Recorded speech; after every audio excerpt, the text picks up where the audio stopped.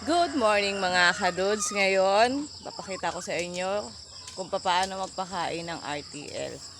Yan, yung mga paitloging mga manok, mga kadudes, ayan sila oh.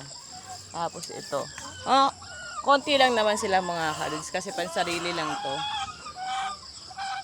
Pansarili lang namin tong alaga. Para hindi na kami bumibili ng itlog.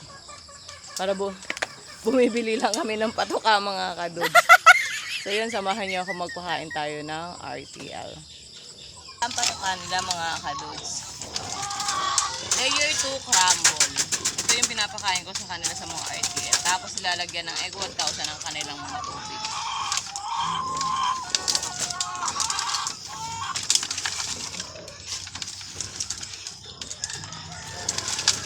May mga itlog na sila mga kadudes. So ito.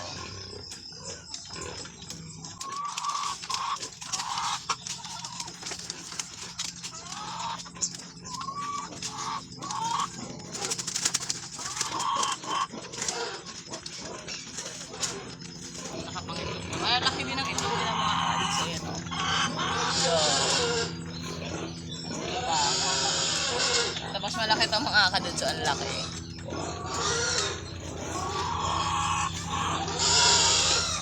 So yun lang mga kadudes. Tapos nadako naman tayo mga kadudes. Ang gagawin ko naman pagkatapos nito ay magtuturok tayo ng aking mga biik na 4 days old.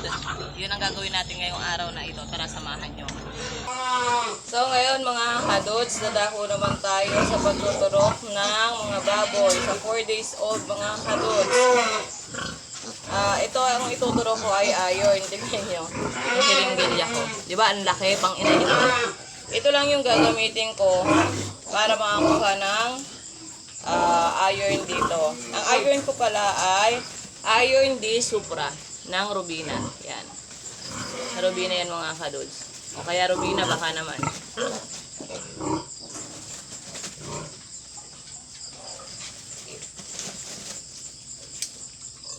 Ako na natuturok mga kadudes sa aking mga baboy lahat kasi nga gawa ng ASF noong nakaraan taon. Pero dati may veterinaryo talaga kami, hindi talaga ako ang nagtuturok.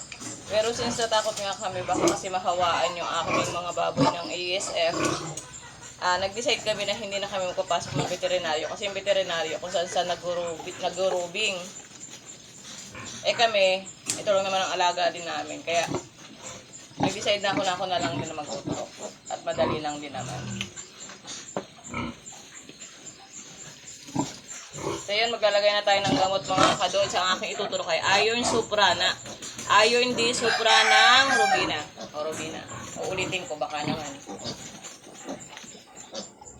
Ganito lang yung pagkukuha sa bote. Ayan. Dahil since malaki yung karayom, mahihigop niya ba agad to. Ayan. 10 ml yung isang syringe. 10 ml. Ano kayo? Bumabalik.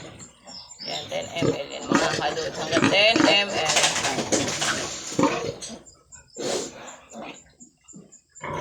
Yan. So yun, magtuturok na tayo mga kadudes. Lapit ko lang. Kasi may hangin mga kadudes, hindi pwede may hangin ituturok nyo ha. Yan, kaya tagal ako ng hangin. Yan. 10 ml. Kulang pa nga. Kulang pa. Konti.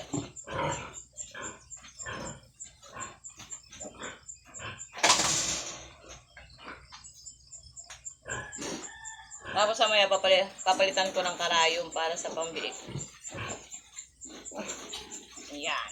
10 ml na mga kadudes. So papalit na tayo ng karayom. Ito na papalit ng karayom. Pero adjust muna natin kasi mamaya ay mag-ano yung syringe. Magbawas. Kaya natin sa 1 para pag nagturok tayo 1 agad.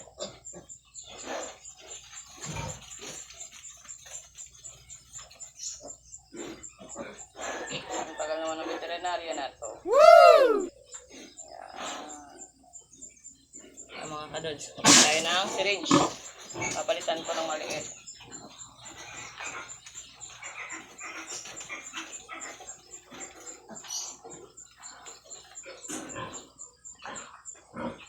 Papalit tayo ng syringe na maliit mga kadudes. Ayan, maliit lang yan.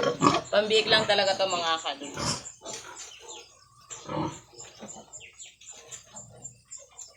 Tanggal ko na. Masyadong malaki para sa kanila yung ganong kalaking karayo. So yun, mag-umpisa na tayo mga kadudes magturok na aming mga bait. Mga uhuli ako.